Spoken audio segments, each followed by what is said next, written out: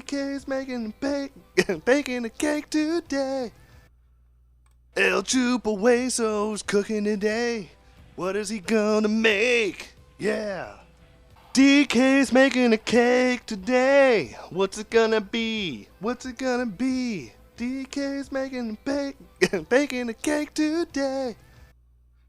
El Chupa Hueso's cooking today. What is he gonna make? Yeah. DK's making a cake today. What's it gonna be? What's it gonna be? DK's baking a cake today. El Chupa Hueso's cooking today.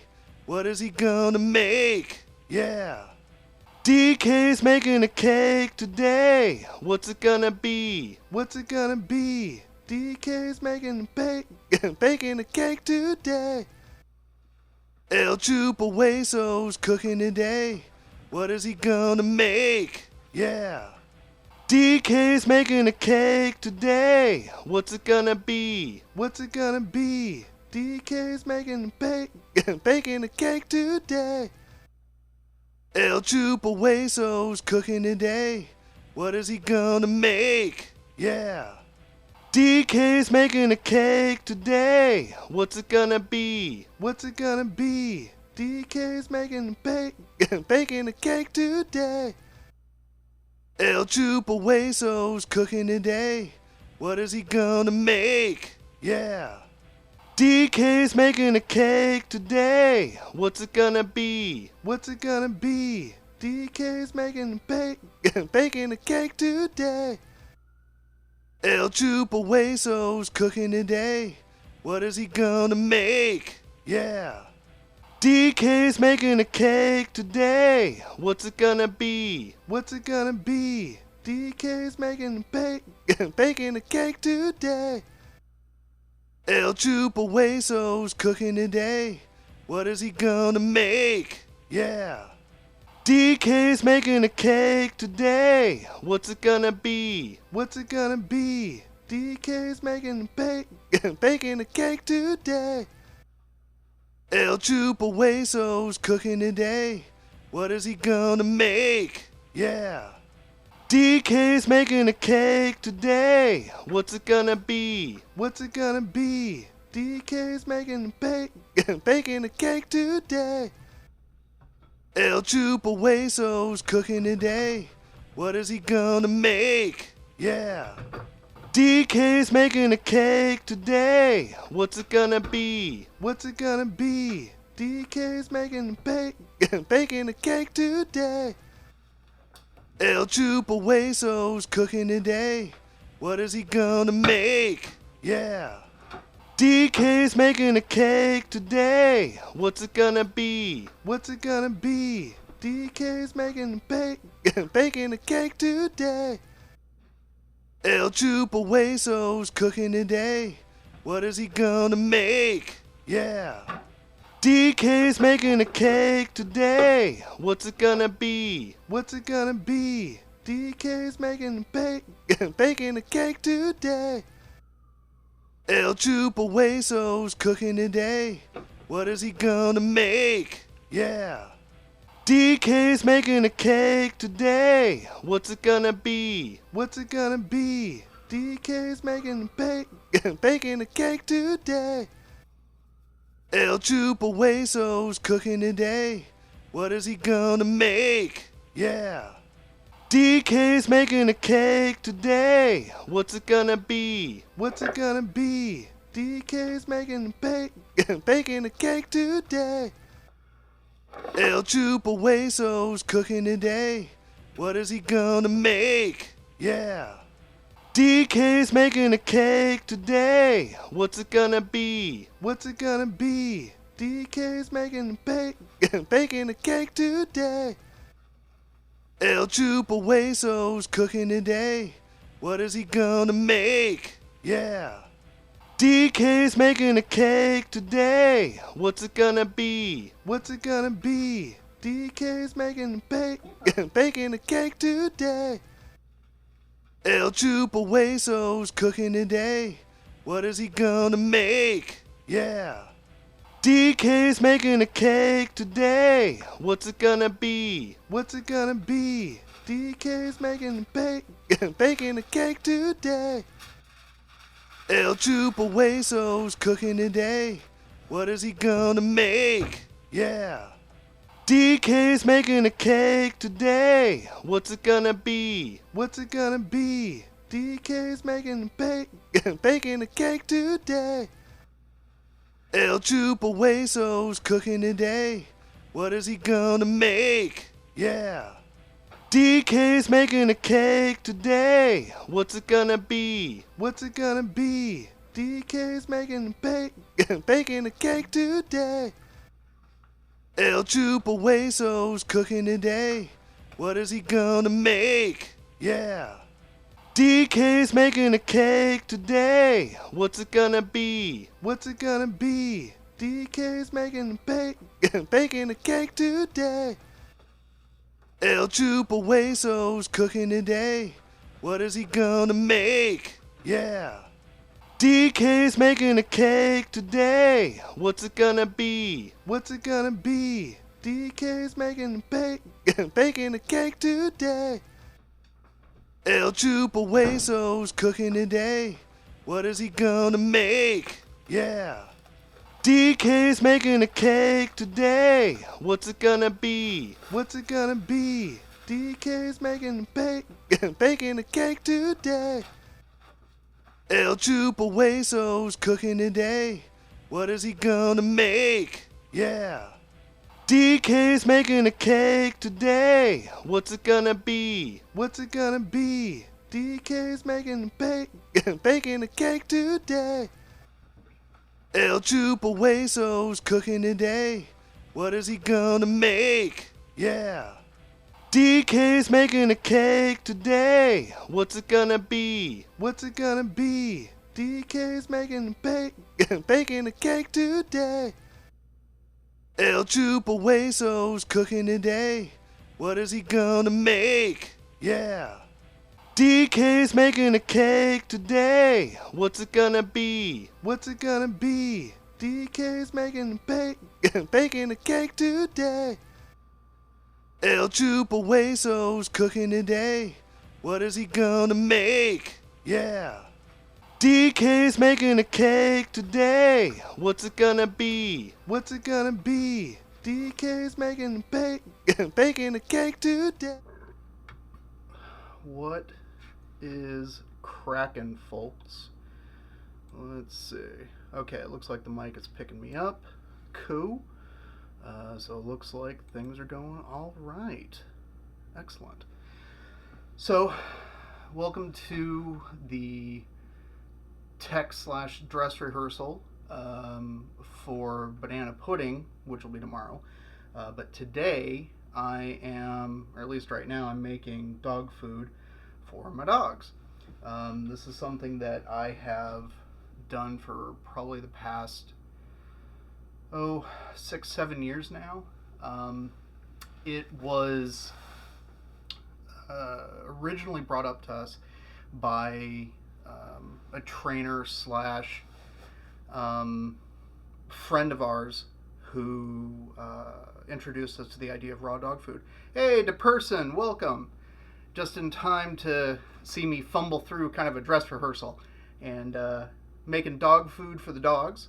And I was just kind of talking about that and everything that goes along with that. And reason why is because this trainer told us about a raw diet and introduced us to a book by Dr. Karen Becker, all about kind of a raw diet for both cats and dogs. But we have dogs, and so I kind of stick to the ideas that she has. Hey, Fed Exodus, welcome. So, the methodology that I use for making dog food has actually changed a fair amount over the past like I said, about 6-7 years that I've been making it. It used to be where I had a very detailed spreadsheet and I tracked exact amounts to make sure that the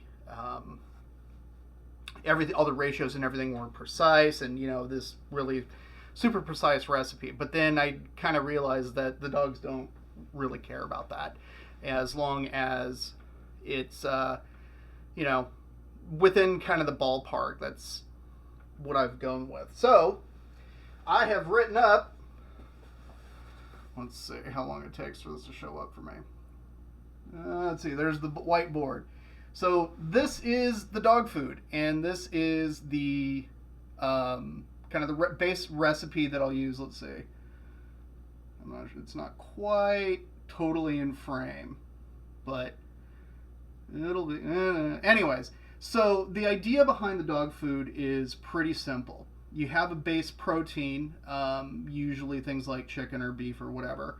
And in this case, today I'm using turkey, and then along with it are some of the guts that typically you would use. And if I had ready access to turkey guts, I would be using turkey guts. But since chicken guts are a little bit easier to get a hold of, although right now there's kind of a labor shortage, and so it's not happening.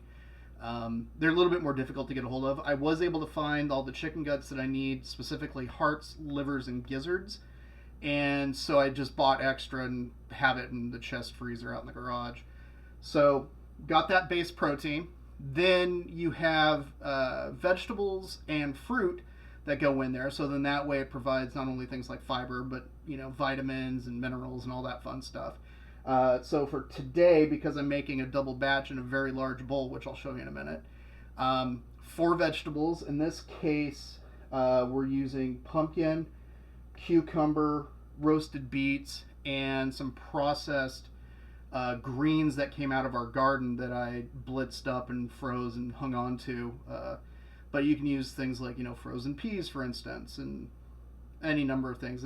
The dog food stream is going to end up becoming kind of a normal sort of thing, and so we'll talk about this for a very long time to come. 2 fruits being used today, a cantaloupe and some plums that a friend of ours gave us, and then I processed and kind of vacuum sealed and froze into portions specifically for being used for dog food. There's a vitamin supplement, which I will talk about again kind of at a future date, but it has things like iron and iodine and a bunch of other stuff in there, but it's a supplement that I mix up, and then it gets put into the dog food, so then that way it covers all their bases in that respect. Then after that, some eggs and the omegas, things like mackerel, salmon, sardines. I'm using mackerel, sardines, and clams. And the omegas are just really good for their overall health and things like their coat and everything else. And then let's see, after the omegas, some bone broth. That is actually an addition that we started doing about a month ago in order to help our eldest dog, Jane. He is now, I think, 11? I think. He's a big 85-pound pit mix. Yes, you are correct, a person. These dogs do eat better than some people. But it's one of those things that when we were originally introduced to the idea of the raw diet and feeding our dogs in that particular respect, that we were a bit skeptical initially, but then once we started weaning the dogs onto it, we actually noticed a pretty significant difference. Their energy level went way up. My mother-in-law, her dog Oliver, when she was with us, and Oliver was with us, Oliver died a couple of years ago, he didn't like eating, was some kind of lethargic. We called him old man because that's what he acted like. But after we weaned him onto this raw diet, suddenly he had the energy of a puppy. It was just an amazing transformation. And so it was one of those things that we felt that this was clearly beneficial to the dogs, and it's something that we feel strongly about, that this is how we want to treat our dogs, and so that's what we do. In no way, shape, or form do I want to shame anybody who doesn't do this kind of thing, because you know what? We understand this is a labor-intensive process. This is a expensive process. This isn't a cheap sort of thing, but this is what we want to do for our pets. And if anybody wants to learn how to do it, that's why I'm making this on stream. So then that way, hey, I can help you out if you decide you want to go that route. And if not, that's totally fine. You do what's best for your pets, and I'm going to do the same for mine. This is just, kind of how we're rolling. Yeah, you're absolutely right, FedExodus. It's kind of the old IT adage, garbage in, garbage out sort of thing. If you put good stuff in, you get good stuff out. You put garbage in, you get garbage out. So, but yeah, our dogs are happy. They like it, and actually, they like it a lot. So, other than the ingredients, in terms of what I need for hardware, and let's see, I have a kind of a really small view, so it's hard to see what I got going on. But I got my food processor here, and this giant bowl, which you can see on this camera. It's a big one, but I need it for making a large batch like this. I got a can opener that I'll need for some of the cans because you need it. And my hands get really dry and cracked from washing and everything else. And so I've got gloves. This particular set of gloves I picked up at a hardware store. They're meant for like paint stripping, but I use them instead of like disposable gloves because obviously due to everything going on, disposable gloves tend to be about double what they were a couple of years ago. Back before everything kind of went south, I could get a box of 100 gloves in big hands for like $10-15. Now I'm lucky if I can get them for $30. So buying a $5 pair of paint stripping gloves and just washing my hands makes way more sense than anything else. So I'm just going to kind of plow through things, and I'll talk my way through it, and getting things processed and blitzed up and then mixed into the huge bowl. And then can't quite see, no, you can't really see what's going on back there.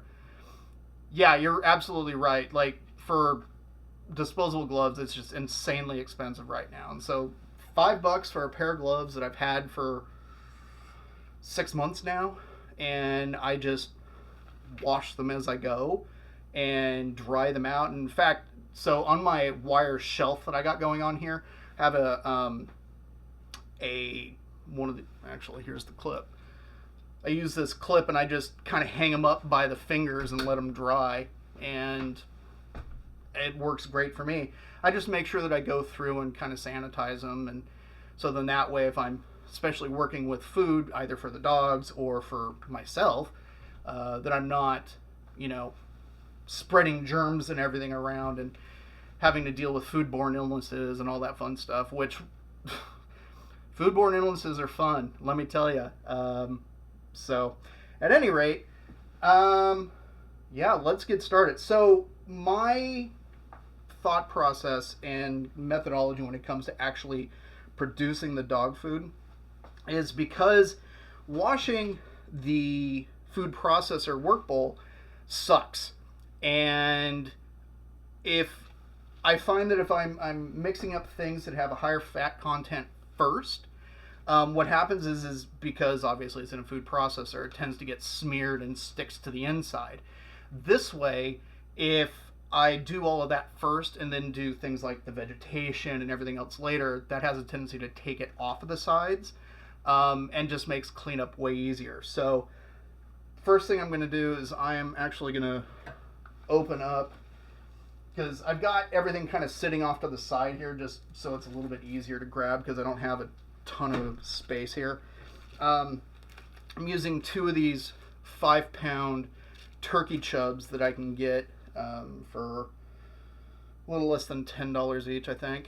But I've thawed them, and thankfully the outer wrapper wasn't damaged as it was frozen, so I don't have turkey juice and everything spilling all over the place, because that is never fun, having all that stuff. And so I don't, yeah, I can't really see it in the bowl. You can see a little bit of it, but yeah, I get the kind of the base meat going in there first and just let it hang out. And I got a trash can right here. It's one of the smarter things that I ever bought was a trash can on wheels, and it's kind of a big one that I can roll around the kitchen, which is always kind of nice. Let's see, what should we do next? You know what? I just realized that I forgot to get one of the ingredients out of the garage, and I will be right back.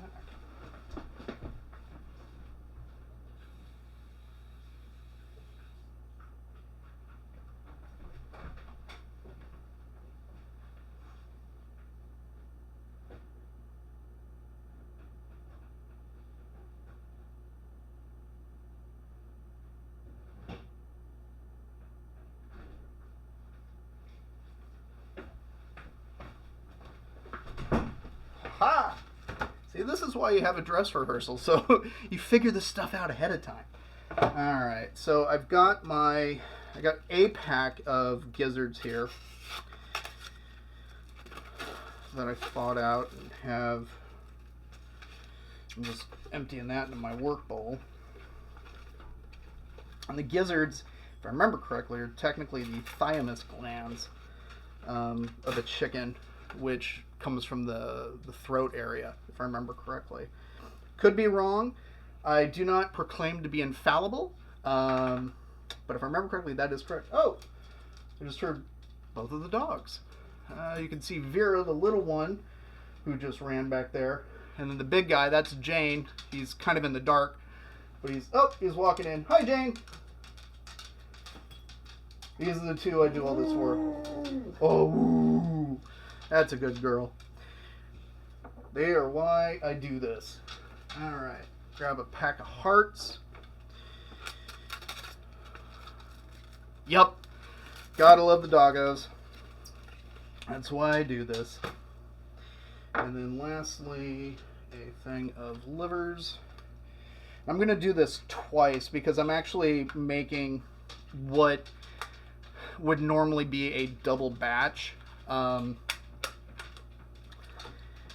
what I mean by that is when I usually make a single batch of dog food, it's based off of a single 5-pound chub of meat.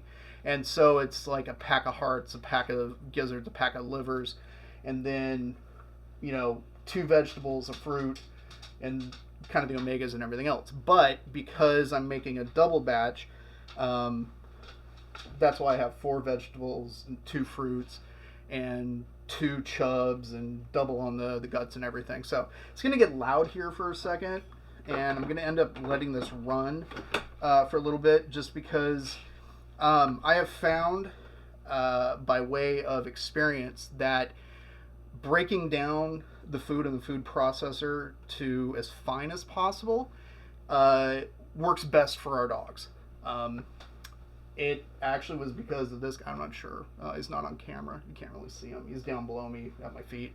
That's where Jane usually likes to hang out.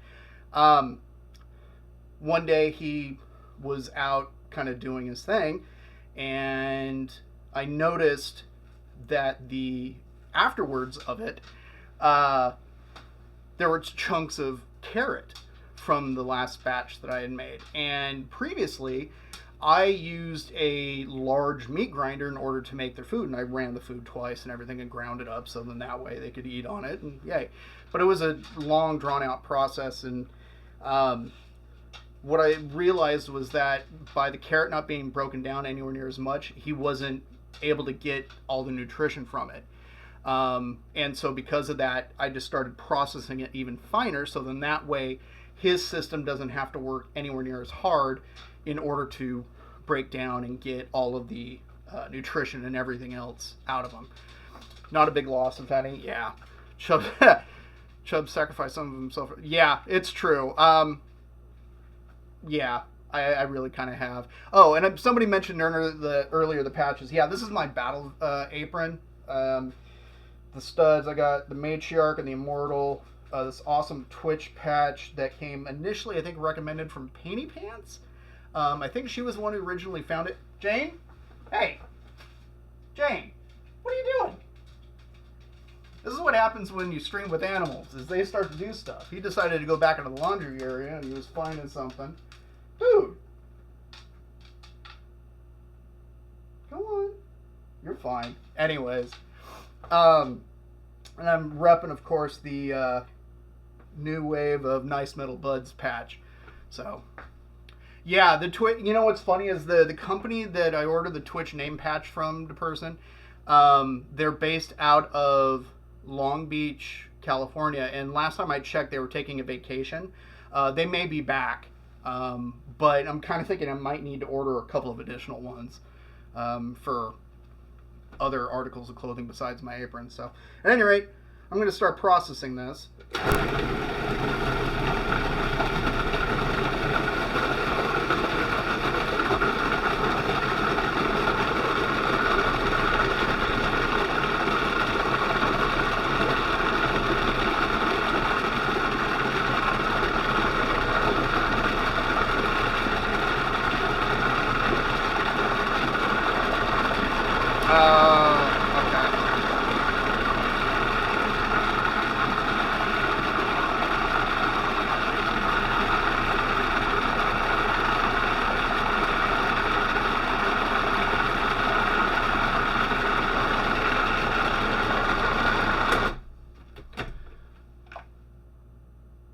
So the website said that the shop was closed, or are they just on vacation to person?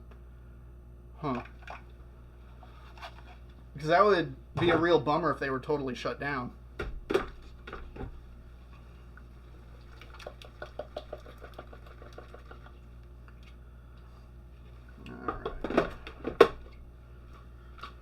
All right, once more with feeling.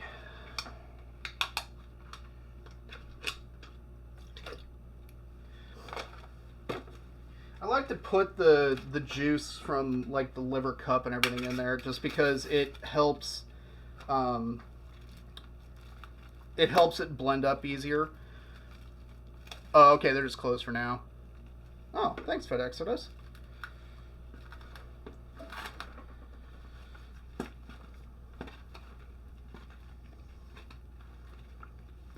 Yeah.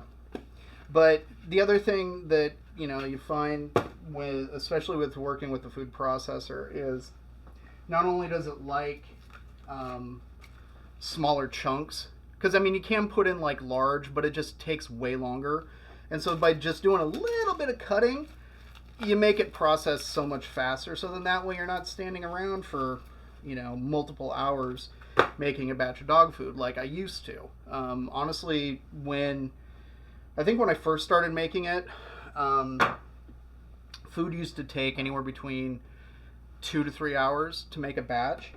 But now, with kind of the methodology that I've come up with, and by like pre-processing like harvested greens, or like, oh hey, there's, you know, we had a bumper crop of something, and just kind of breaking it down and freezing it and saving it for later, it makes the actual process of making dog food that much quicker.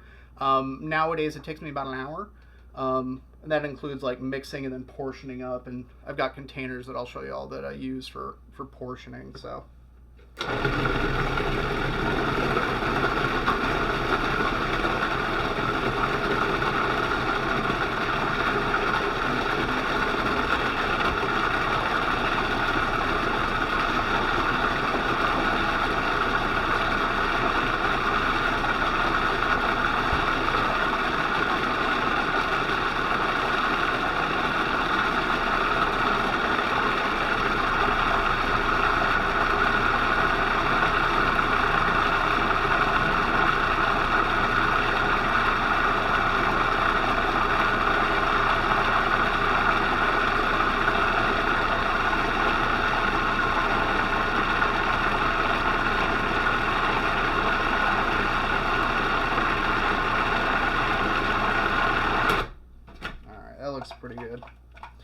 Usually shake off the interior of the lid just because with liquid it tends to spill out because these things aren't, they're not waterproof. That's just kind of the nature of how they work.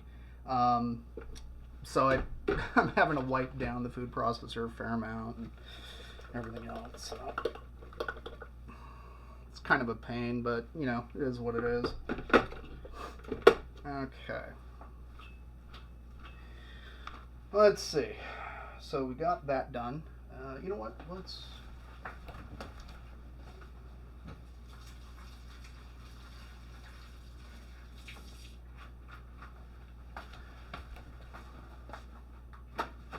Okay, so I'm thinking now is an excellent time to bust out that vitamin supplement I told you all about. And we're going to measure out what we need for it.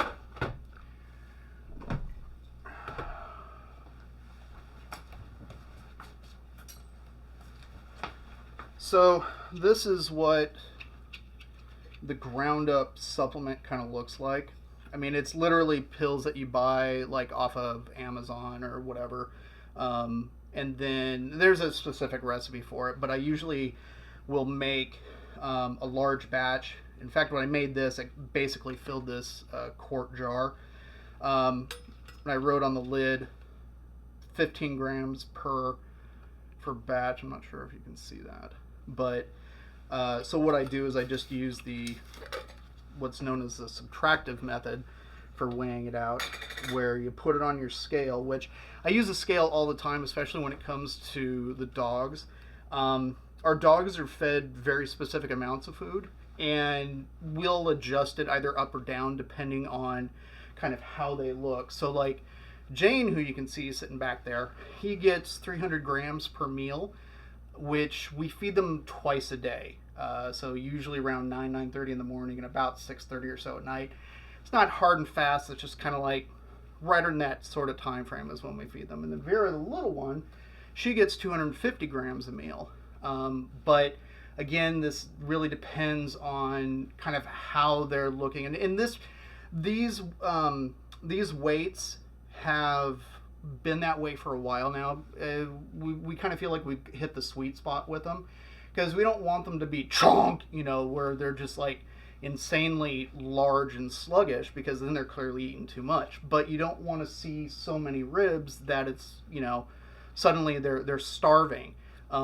Jane's superpower, however, is he's just always hungry, and so they'll get treats, multiple times a day, little cookies and stuff, and that'll probably end up being a channel point redeem at some point, is snacks for the doggos. I'm going to steal that idea from Colleen Delancey, who, if you don't know her, she's awesome. She is a singer, songwriter, composer out of Vancouver, Canada. Lovely lady, does cozy music, and she's on Twitch, and if I could type or I had a mod or anything like that, so I'd have a shout out for her. She's awesome. I love watching her streams because she's super chill. And on top of that, she does a cover of Carry the Flame, which is really excellent. I'm pretty sure anybody who's in watching right now is aware of her, but nonetheless, she's cool. Definitely give her a follow if you haven't. So with the supplement, you put it on and it zeroes out the scale, and I'm not sure. You probably can't even read that, but it says 0 kilos. This is just an OXO kitchen scale, and it's close enough for government work kind of thing. It's not a super precise, multiple decimal grams, which I have small ones specifically. Chonk. Thanks, FedExes. Hey, DVD Vampire. Welcome. I hope Abby is doing well. Abby is DVD Vampire's dog, who's been having some health issues. So we love Abby. We love pups. That's my boy Jane back there. And Vera's off, probably staring out a window, keeping guard on the place, because that's how she rolls. She's doing better. Excellent. That's what we like to hear. Excellent. Because we love the doggos here. We love all the pets. I'm personally allergic to cats, which is why we don't have any. But, hey, that's, that's just kind of how it is.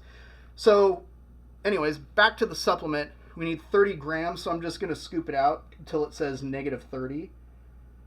So that's 15. 28. 30. Awesome. And that just goes back up there. Because I'm 6'3", everything in this kitchen is, I usually kind of have up high. Like, all my bowls are on the top of a cabinet over here, which Mrs. Hueso, you should just understand by comparison, is like 5'3". But that's, it kind of annoys her that stuff is out of the way, but since I'm the one who does 99.9% of the cooking in this home, it's my kitchen. She can decorate the house however she'd like, but this is mine. This is my domain. I don't have a man cave. I don't, whatever. I've got my kitchen. This is what I got going on. Yes, I am Tall Fit Exodus, which is why it was kind of a surprise when UTA rolled up for that brunch. I was surprised at how tall everybody was. Because when I met Anthrax, come to find out, they're all like 5'2", 5'3". Like, they're all real short. Me, Sauce, Billy. Yeah, we're the tall boys. Trademark, tall boys. Billy Bob. You know what? I have no idea what time, how tall Billy Bob is. Although he's tall in meters since he's down in Australia. Oh, there's a bird that just flew by. Anyways, all right, let's get back to making dog food. So let's see, what do we got now? Since all that is in, you know what? Let's do some of the omegas. So I've got a couple of cans of sardines here packed in water. Yeah. Oh, thanks. If you're going to put sardines or feed them to your dogs, which are fantastic, by the way, because of the omegas and all that fun stuff, definitely get the ones packed in water, not like mustard or oil or anything like that. Just get them packed in water. Those are definitely going to be the best way to go. And the reason why I add it to the batch like this is in the book that I was talking about earlier by Dr. Karen Becker, when she kind of goes through her theories and everything about why the raw diet and what to feed them, one of the things that she does is she will have like 2 or 3 different batches of food that she feeds her animals throughout a given week. And at certain meals, she'll like give them an egg or give them a little bit of salmon or some sardines or something like that.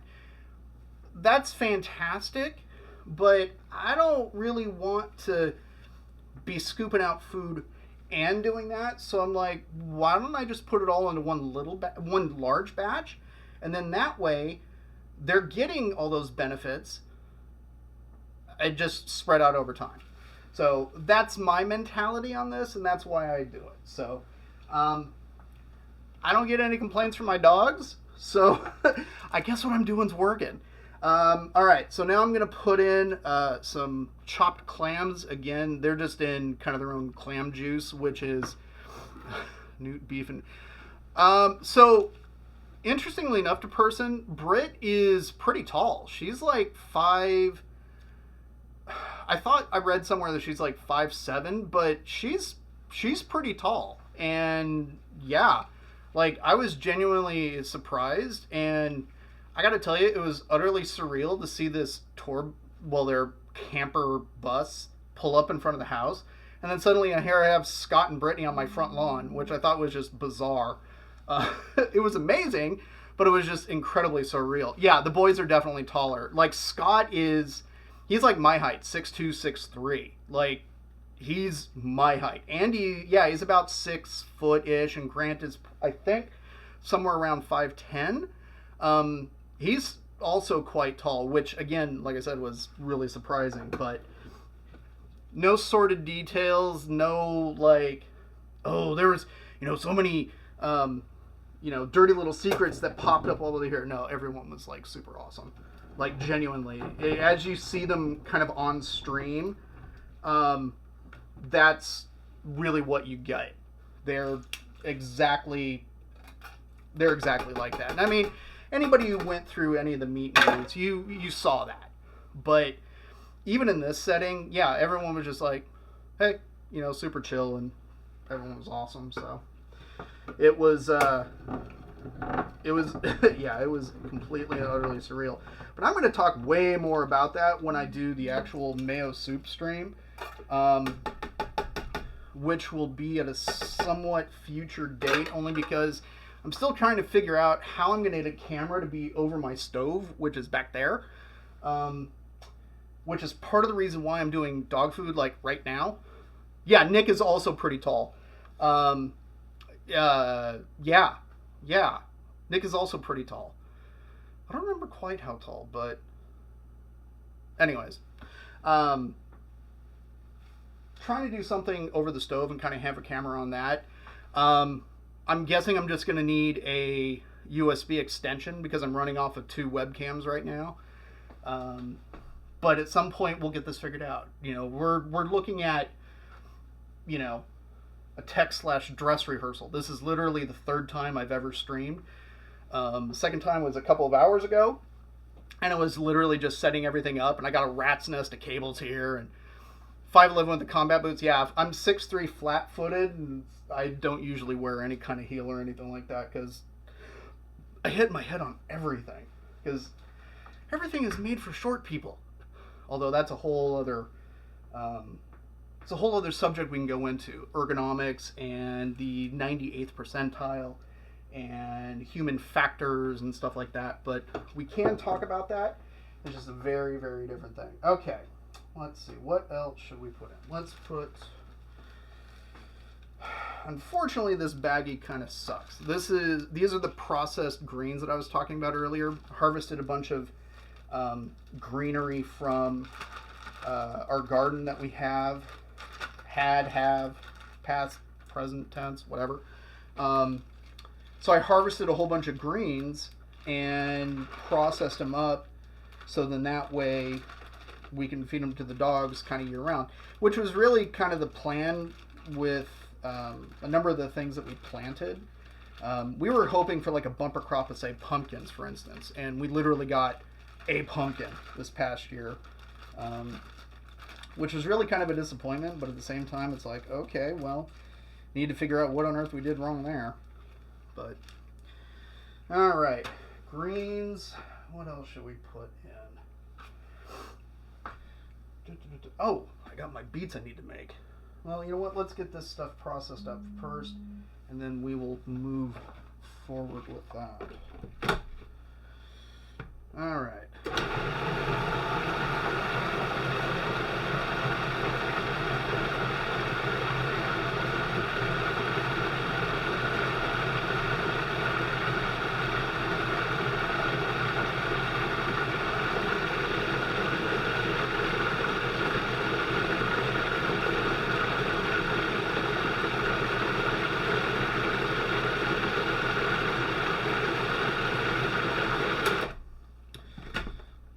That's looking pretty good. So one of the reasons why I put in the supplement first is because obviously it's a powder, and when you put it into a moving machine, it's just going to kick powder up everywhere.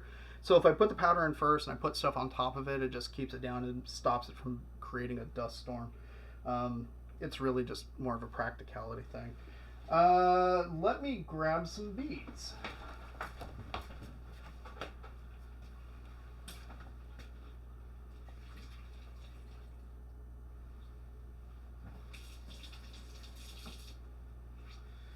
So earlier today, I roasted up some beets, and I scrubbed them before I did it because, well, might as well put the peel in, right?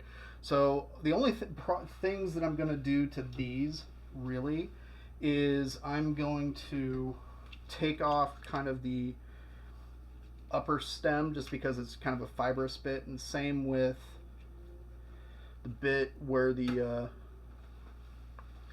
leaves and everything grow out of it. We dropping the beet? Nah. Yeah. Boom. Anyways, so then thankfully these are pretty soft, and I just roasted them at 350 Fahrenheit for, I don't know, hour, hour and change, and then I just turned off the oven and left them in there for about another hour or so. So they just get nice and soft. Because there's some things that unfortunately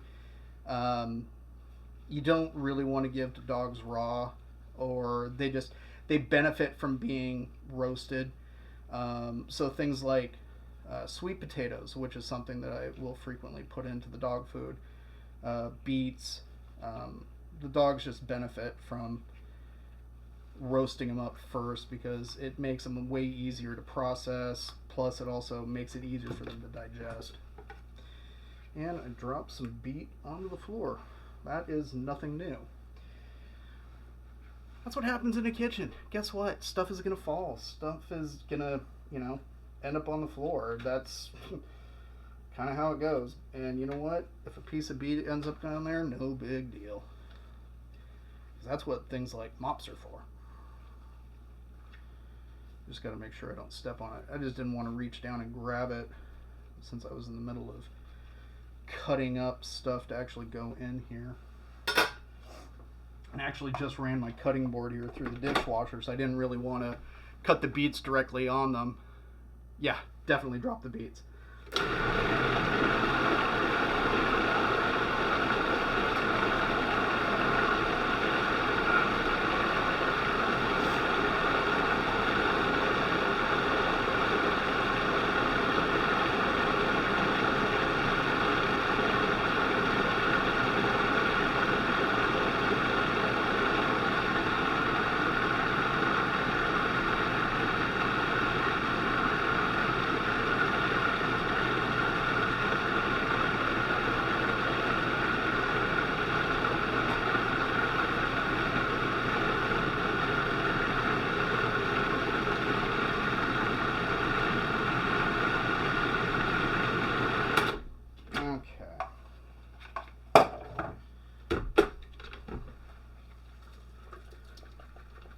Eventually, I want to get what's known.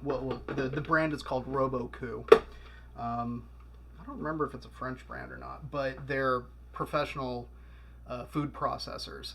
They make a whole bunch of them. They make a whole bunch of different products and things like that. But it has a stainless steel work bowl, which I really like because, unfortunately, so this is a Cuisinart food processor that I have, and it's been great.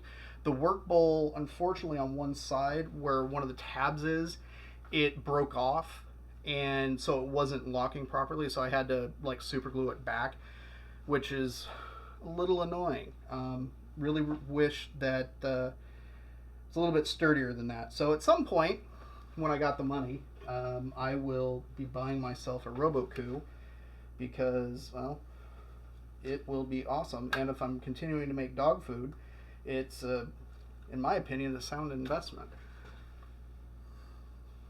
I mean, after I graduated from culinary school, first job that I got, the kind of the rule is when you get a new job and you get your first paycheck, you can buy like one sort of nice thing. That's just kind of the rule that Mrs. Wayso and I have.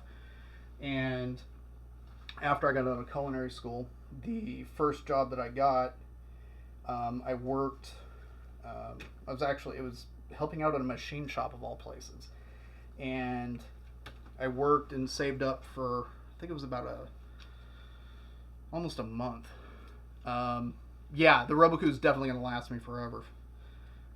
But with that, the money that I saved up, because I was having to pay, other bills and things like that. But the one nice thing that I decided to buy for myself was a Vitamix. And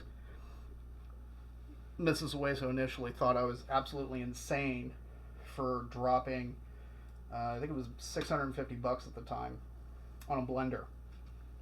And I completely understand that. And on paper, it totally seems nuts, dropping $650 on a blender. But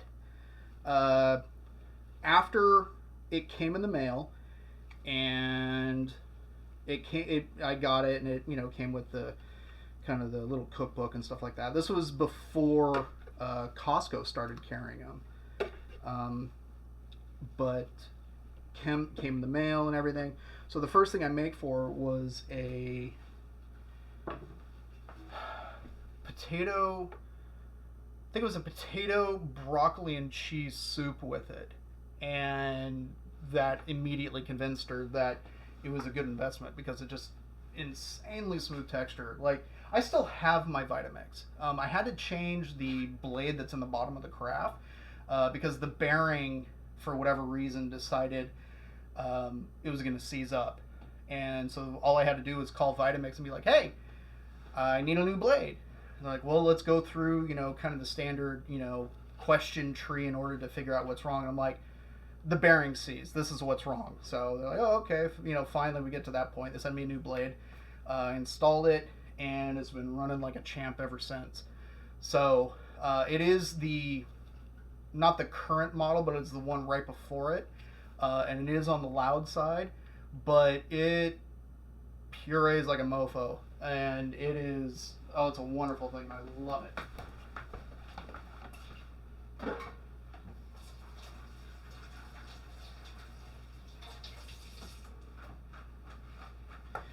Okay. Let's see. What should we drop in with the beets? You know what? Let's put in the plums. So these were sugar plums that came from some friends of ours' tree, and they're like, "Hey, we've got a glut of them. You want to come get some?" And we're like, "Okay, sure." So I roll up and end up with a 5-gallon bucket worth of these plums, and I ate plenty of them, believe me. But then I processed a whole bunch of them, just removing the pit, and then after removing the pit, instead of immediately vacuum sealing them, I froze them, then vacuum sealed them. If I had like kind of a professional grade blast chiller, it would have been what's known in the industry as IQF, or individually quick frozen, which is what happens to a lot of stuff when you buy it frozen. What they do is they actually lay it out and freeze it individually, thus the I and the IQF. Put it in a freezer that's really, really cold, probably -40, kind of like a flash freeze. Yeah, kind of like a flash freeze to person. Do that, and then they package it up. And then that way, the quicker that you freeze it, what happens is that if something that you put into a freezer takes too long, the water that's in it will grow these really jagged crystals. And so if it goes really slow, the crystals have a tendency to get really large. And what those crystals do is puncture through cell walls. Well, when you puncture cell walls, suddenly water and other liquid that is in whatever it is that you're freezing decides to leach out once you go to thaw them. The quicker you freeze something, and the crystals don't have a chance to get that big. And so then that way it preserves the cell structure. So then that way when you go to thaw it, it doesn't have, juice that's kind of going everywhere. They do it all the time in the sushi industry with fish and everything like that, especially the big bluefin tuna and stuff like that, is they freeze them super quick so it maintains their texture and it doesn't degrade them at all. And then what's fascinating, and I didn't quite realize, is that in some cases what they do is after thawing, they will actually age fish for a few days plus, which is fascinating. But this is what happens when you spend a lot of time on foreign language YouTube channels. I find myself watching a lot of Japanese and Korean ones for whatever reason, but that's what I enjoy.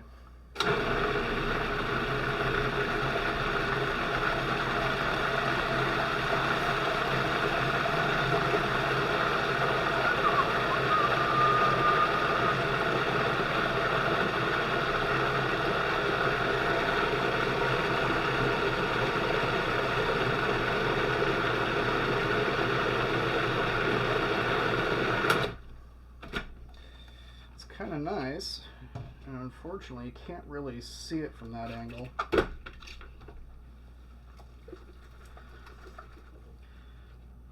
It's kind of the fat and everything that was on the side of the work bowl, like I mentioned, it's not even there.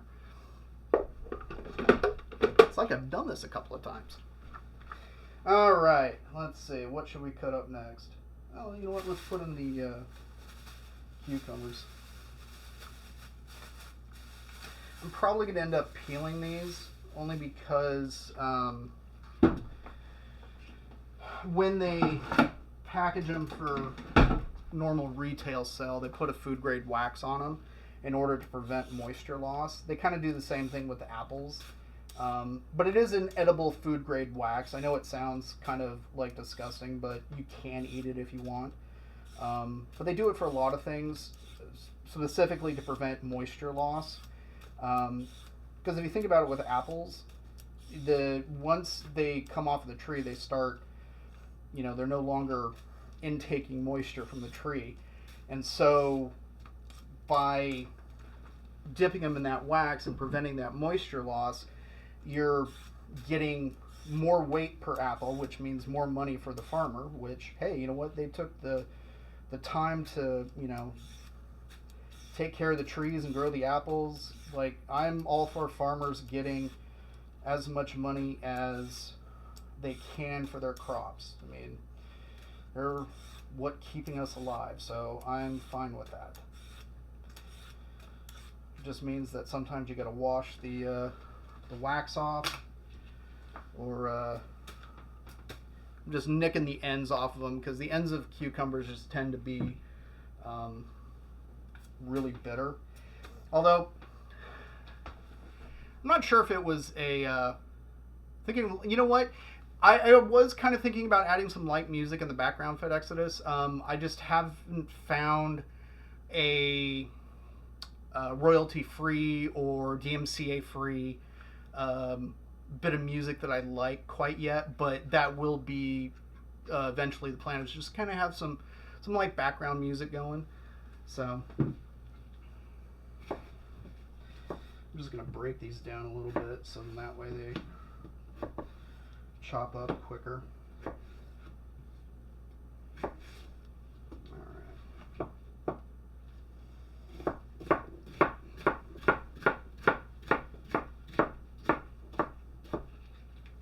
What's funny is when you watch a bunch of, most TV chefs and things like that, they talk about kind of their proper cutting technique and things like that, and you see them like keeping the tip on the cutting board, and that just sort of being sort of the norm. For whatever reason, when I really started using a knife in the kitchen, it just, because of the size of my hands and everything, it just never really quite worked for me. So I'm not kind of one of those normal slicers like you see a lot of people do. You know what? I need to put eggs in, so I'm going to add a couple now.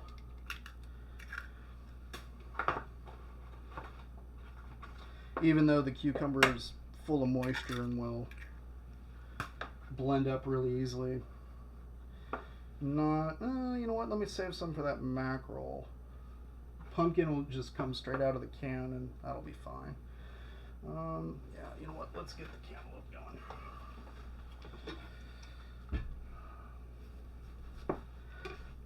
It's kind of funny. YouTube recommended a couple of fruit cutting videos recently where it was just like amazing cutting skills, and it was like all these street fruit vendors in Korea and Thailand. Actually, the Thailand one was kind of interesting because he was cutting up young coconuts. I'm just taking the skin off of this at the moment. What I'm doing is I'm just kind of following the curves of the cantaloupe, but what I'm doing is I'm looking on the side here for kind of where the green meets the orange, and I'm just putting the blade right in between it, and then just kind of following the curve down. I'm just kind of sawing it like that. And then I'll go through and trim off the other green, because that stuff tends to be a little bit on the bitter side. And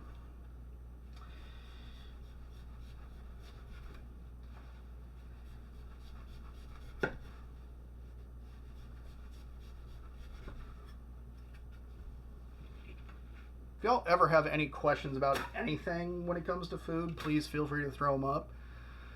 Yeah, exactly. The guys that have been doing fruit cutting for a long time and have been doing it repeatedly, day in, day out for years, kind of thing, they can get really, really fast. And some of them are a lot of fun to watch. Although, for whatever reason, some of the videos that have been popping up for me recently, um, I don't know if they're just new or just these guys don't have a tendency to go quite as fast, and so I'm just some of them I've watched and I've thought to myself, it's not very fast at all, like for whatever reason. But and I can't really say it's like, oh my gosh, it's amazing cutting skill. I'm like, he's cutting a watermelon. It's really, I mean, woo, go you! But you know, it's not that, not nearly the fruit ninja that the video title makes it out to be. So for these, what I usually do is I'll cut them kind of into quarters, and then I'll just come through and just kind of cut out the seeds.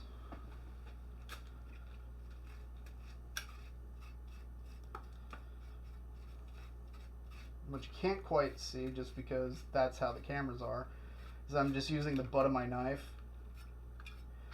to scrape the seeds out, and then I'll further cut it down.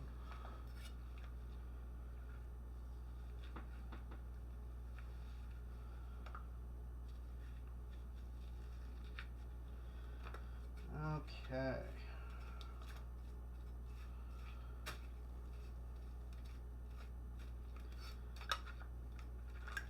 The other thing I just realized is, hey, guess what? Remember that spoon from the supplement earlier? I got that.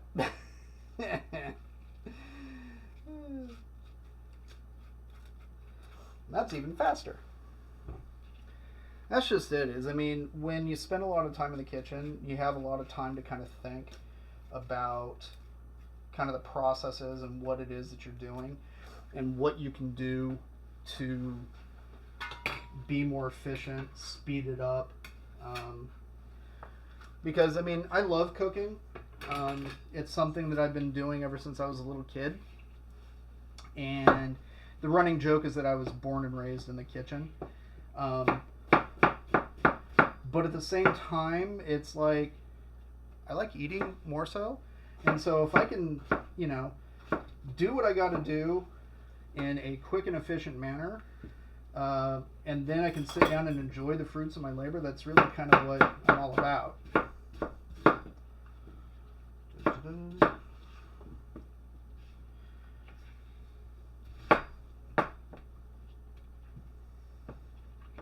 I like turning them on the side like this. I'm not sure if it shows up on camera. It might be just off a frame. So that way it's not rolling around. And thankfully, because, you know, cantaloupe, there's so much liquid in it that it breaks down pretty easily. There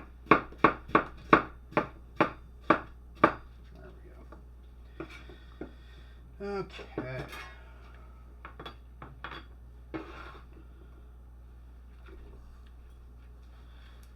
This is a board scraper. May or may not know what these are, but it's a board scraper, and it's fantastic for picking stuff up. You can buy these at Dollar Tree for $1. There's a reason why I have 10, because I use them all the time, and I cannot recommend having one of these enough. Alright, that's kind of full up. Let's get that processed.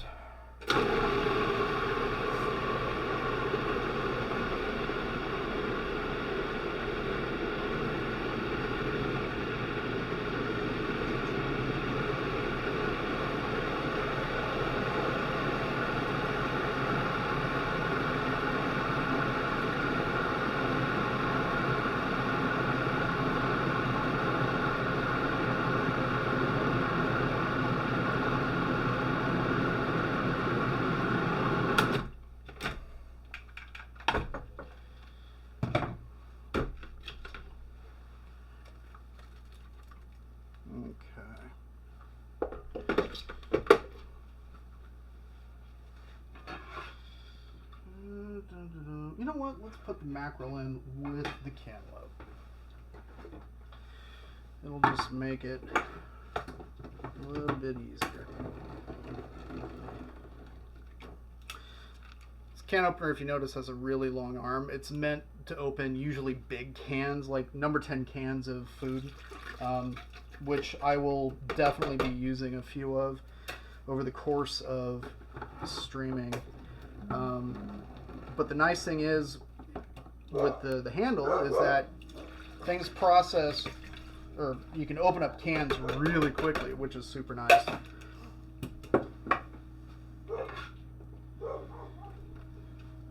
Vera probably spotted somebody walking and thought they were a danger to the home. It's funny, you get to learn her barks, because when somebody actually comes to the door, like Amazon for instance, she just absolutely loses it.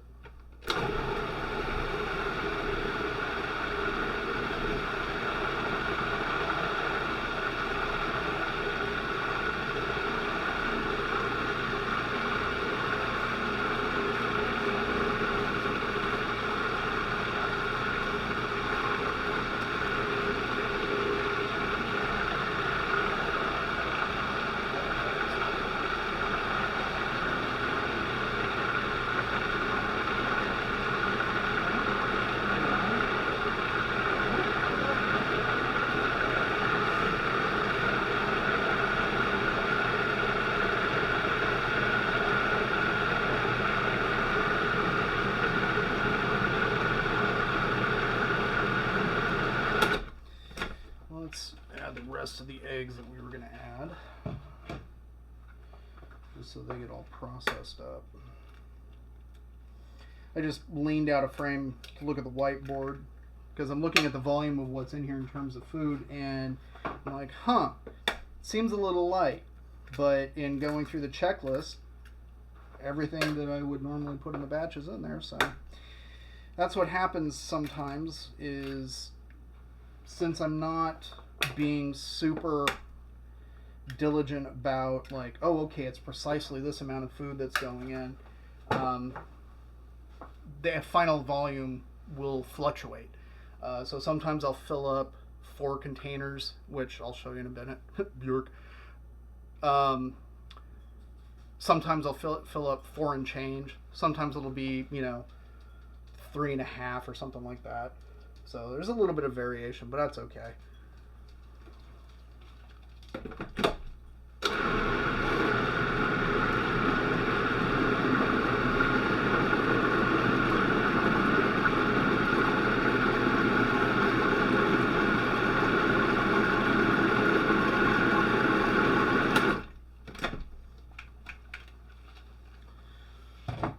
Thought I saw a little girl come in. She probably left again. Okay. Well, it looks like we're done with principal processing. So I'm going to take these over to the sink.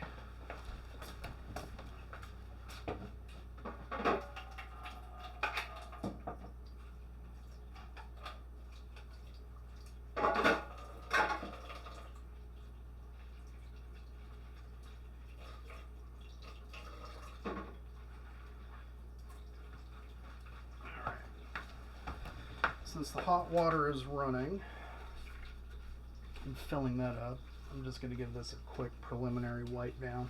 And then I'll do a more thorough cleaning post-stream. That is the one problem with having magnetic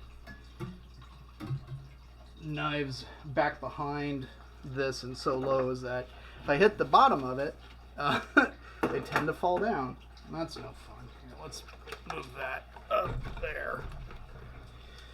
Okay. Last 2 things to add in. This is some bone broth that I made thanks to the Instant Pot.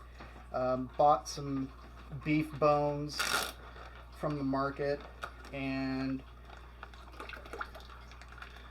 did a very, very Korean thing which it's interesting when you make. I believe it's called Selong Tang,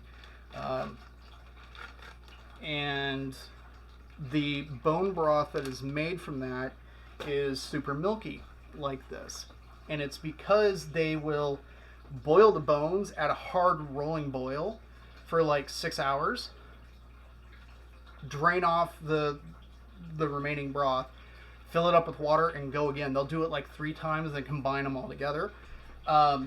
So I've kind of figured out how to do that with the Instant Pot, and so I'll run like 3 Instant Pots full, in order to get kind of this milky broth. And then if you can see, it's a little kind of chunky, and that's because of the collagen and everything that's in there. It's fantastic for Jane's joints, because he's getting up there in age. So Fed Exodus, I saw your question. So besides the Orchers, what am I into musically? Well,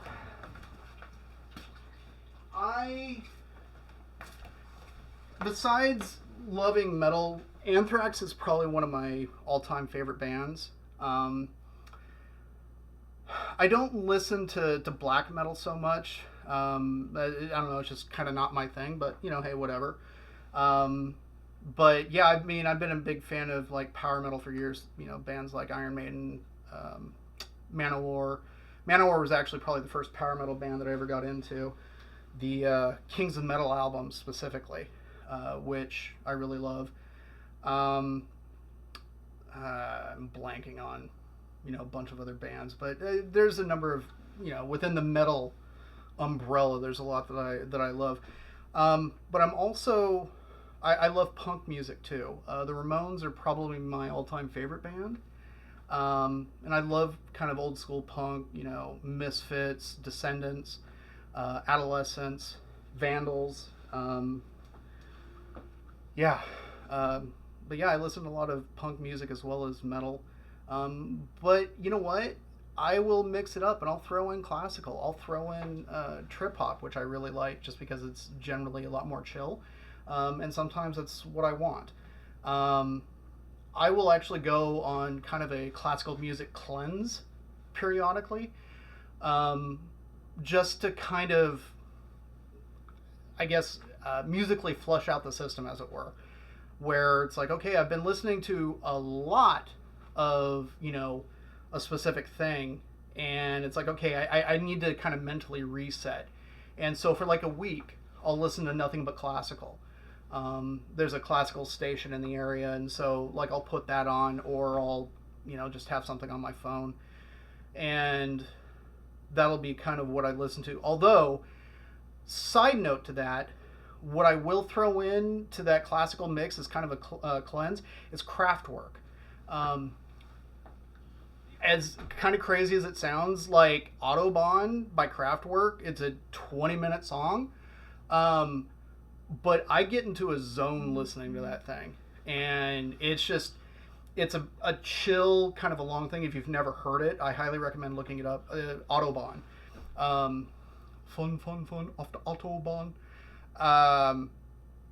But yeah, like Kraftwerk is like experimental, like Bauhausian originators of kind of like techno music, really.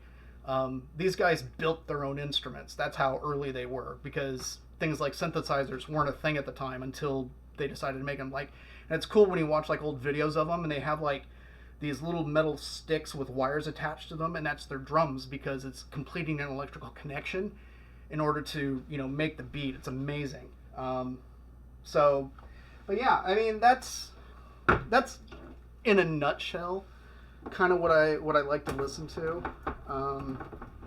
But for the most part, I mean, I'll give anything a shot.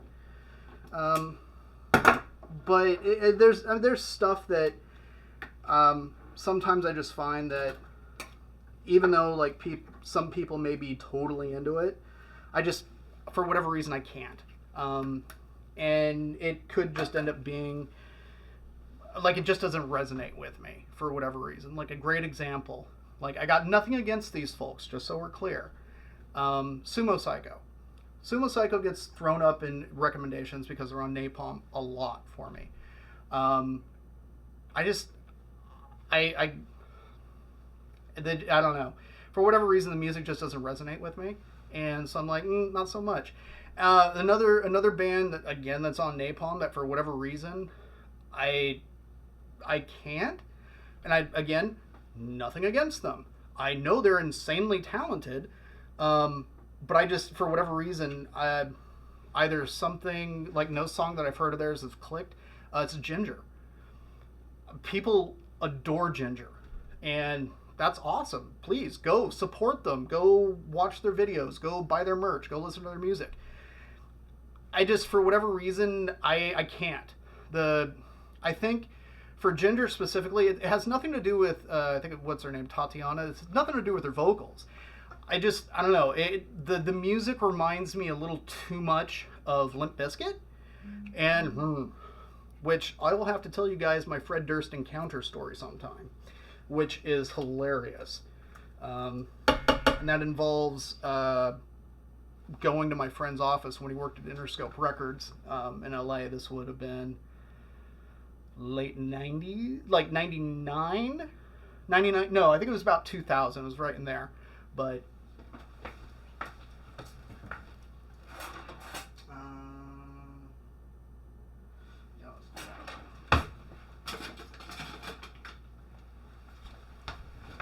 I've got a lot of kitchen tools. It's, kind of my thing. I've got stuff all over the place.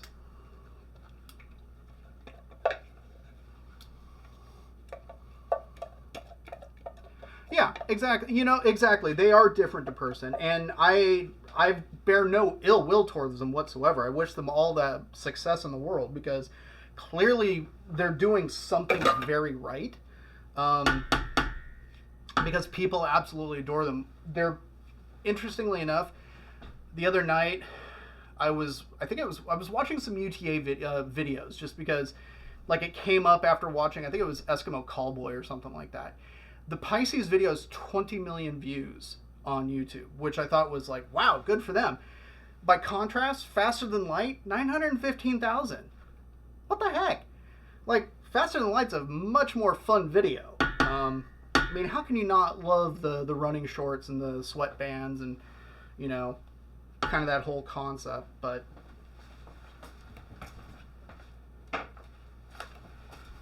we love what we love, Okay, so this is a super cool kind of a Korean spatula dealy.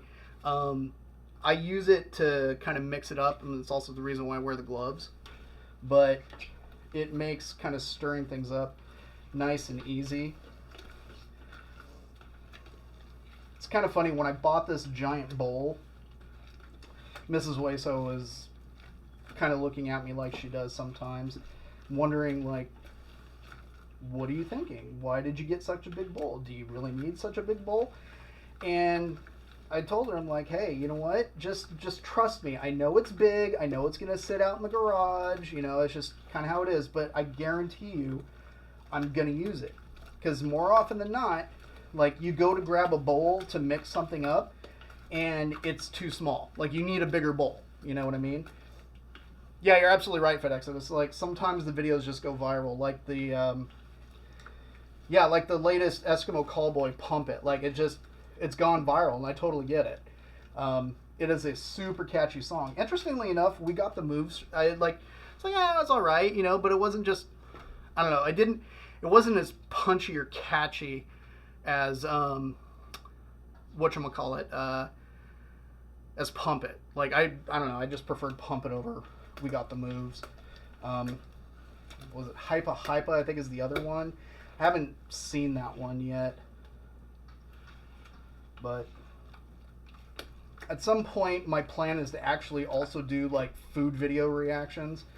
So have people go onto the Discord that I made, which, yes, I actually, as a glutton for punishment, decided to start up a Discord for this, and the link is in the description page there on Twitch, as is kind of all the other socials. The Facebook page for Tactical Snacking with Decay, which, by the way, IRL, I go by Decay, Decay. I have since oh gosh, the early 90s back in high school. It was short for radioactive decay, and it came from chemistry class, but nonetheless, I loved it and stuck with it. And so, yeah, in real life, that's what I normally go by is DECAY. Some people take it as like rotting and things like that. I'm like, okay, that's fine. I'll allow it. All right. This is looking pretty mixed. Nice and homogeneous. That's a good word. I'm going to hang on to that because I'm going to need it a little bit later.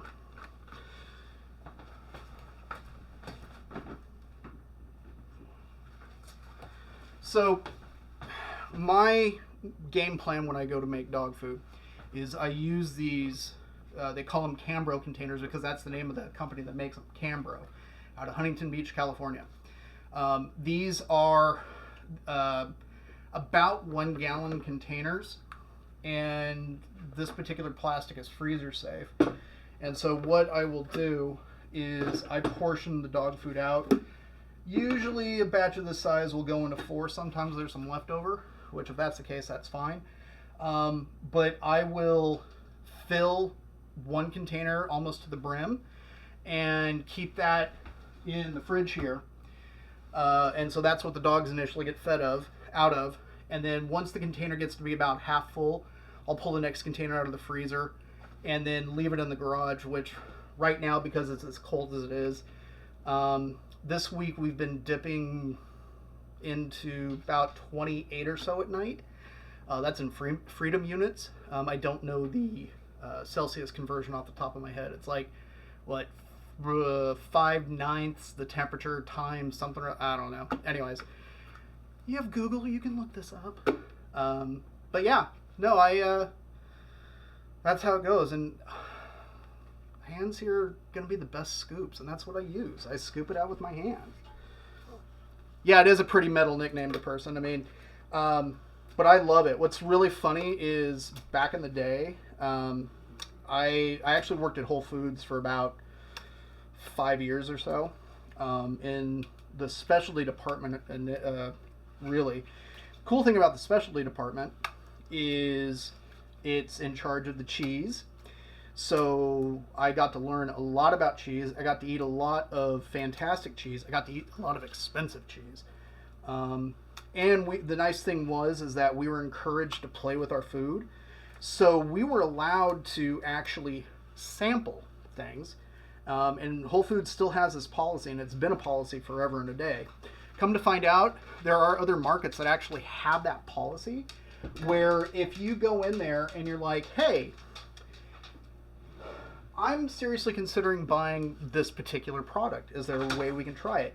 Usually the workers are empowered to open it up and let you sample it. And the reason for that is because if you have a chance to actually try it, you're very often likely to buy it. And that was the mentality that Whole Foods had. Anyways, in working in the specialty department, but Jane's around because he can smell the food and he knows that, what's coming next. Besides sampling cheeses and stuff like that, our department was not only that, but in charge of like the olive bar, which olives, I have tried them many a time. I want to like them, can't stand them. But yeah, working there is like, hey, I had ready access to olives literally all day, every day. And I'm like, hey, you know what? I've gotten older. Let me try them. No, I can't. I've tried. I wanted to like olives. That's how much that, I've wanted to, but I just could never do it. But we were in charge of the beer and the wine sections, as well as the spirits. So it was during that time there, that's where I learned, a little bit about wine, but I learned a lot about beer. So that's where, olive oil is a totally different thing too, and the different varietals will taste different. And what's really funny is watching so many different food videos and things like that. Like everybody and their mother's like, okay, we're going to use olive oil for this. We're going to use olive oil for this. It's a trap. Don't do it. But that's a rant for another time. But that's where I learned about beer specifically. And I spent a lot of time reading about beer. learning about kind of what we had. We had a 50-foot refrigerated wall of beer, and eventually I became the beer specialist there, which meant that I was in charge of stocking it and buying it and setting things up. And what was super cool was it got to a point where, and I very, very rarely ever had this happen, is my bosses actually completely trusted me and gave me carte blanche, and I could do whatever I wanted, which was amazing, because I had developed such a good relationship with all of my reps, and I was on top of beer news. And what was really funny is there were a number of times where I would go on one of a couple of different websites that I actively followed and read while I was at work because it was related to my job. I went on there, found out that, say Stone Brewing, for instance, we were down in Escondido, San Diego County. Oh, look at this. See, we got a little extra. So I need to get another container, which I am glad that I had the foresight to prep a small one. This is why we do dress rehearsals. Anyways, so I'd find out that Stone was releasing some special edition, something or other. And so I'd text my rep and be like, hey, so what do I got to do in order to get this? And it was hilarious because he just found out about the beer himself. And so I was just kind of on top of it. But I made some really good friends doing that. And we can talk about how Ballast Point had at one point 3 different internal email chains about my display. That's a fun story. And it also really ticked off a bunch of people within Whole Foods. But then when I could back it up with numbers, it shut them up. It was pretty funny and awesome at the same time because I had, I think it was regional leadership that came through. They're like, "Arr." And then I had, actually, we got visited by John Mackey, who was the former CEO and president of Whole Foods. He came through with his team from the global scale, and olive oil is what white people use for any and all cooking. There's a better way to person. I promise you, there is a better way, and it's grapeseed oil. But so I had global come through, and they initially were like whatever, and kind of harumph. But once I was able to talk to them intelligently about numbers and money and stuff like that, they were quickly like, oh, okay, well, we've never done this before, and normally we don't, but hey, if it's working. And it did, because what's really funny is Ballast Point, as a 6-foot section of my wall, accounted for, I don't know, roughly 30% of all my sales. So I was like, hey, I knew what I was doing. I've never heard that oil. Everyone is on about avocado. Yeah, avocado oil is another really kind of excellent oil. I'm going to go rinse off my hands real quick and take these gloves off finally. But yeah, everyone tends to go on about olive oil because of the, if I remember correctly, it's like the omega-3 fatty acids and heart health and kind of all of this stuff. And to some extent, yes, but there's not enough of a health benefit that justifies the bitterness that comes with olive oil to me. Grapeseed oil is, it really depends on where you get the grapeseed oil at Exodus. In my case, there is a there's a supermarket chain called Winco Foods, kind of in the U.S. They're not everywhere, but they're around. Their house brand stuff, grapeseed oil, is actually what I use, and it's a smaller bottle, but it's not cost prohibitive, and I don't use so much of it at any given time that I'm having to output hundreds of dollars to, saute up some vegetables. No, it's super affordable. Avocado oil tends to be a little bit more expensive because obviously avocados are expensive because the labor is expensive. Grape seeds, being an offshoot and a byproduct of any number of other things, it's a little bit easier to make oil that way. So at any rate, hydration time.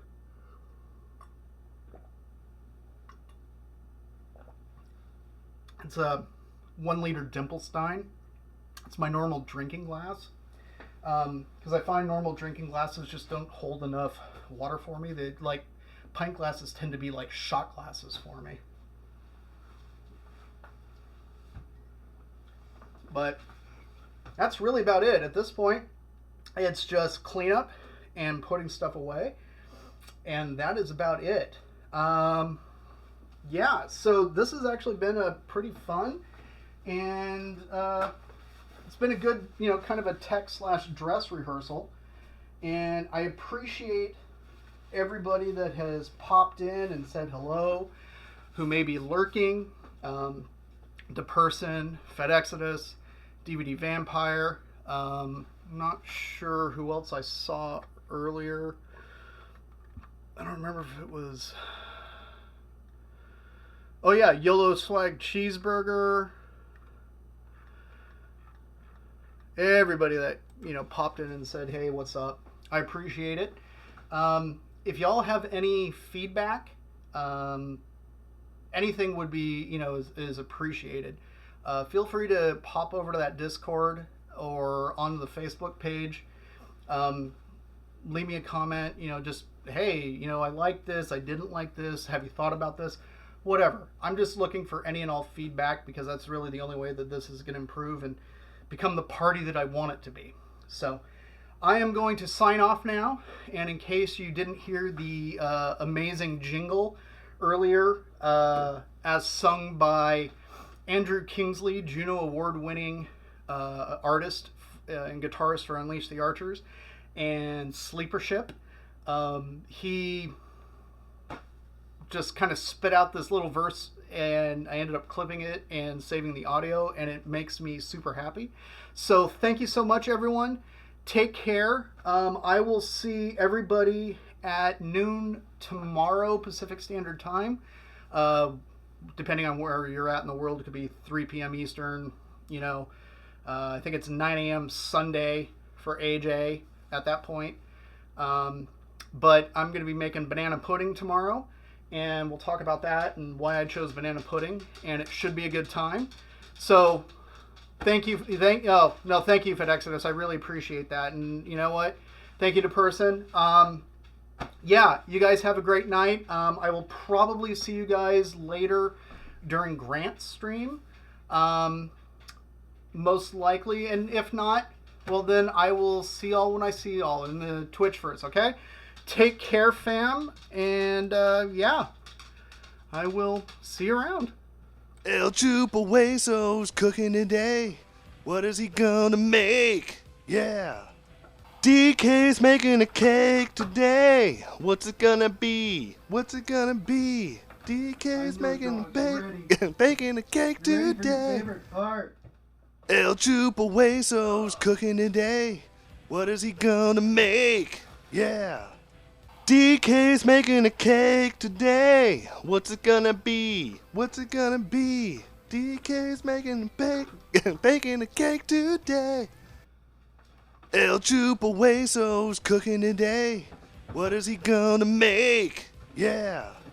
DK's making a cake today. What's it gonna be? What's it gonna be? DK's making baking a cake today.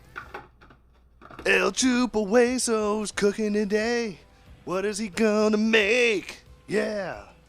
DK's making a cake.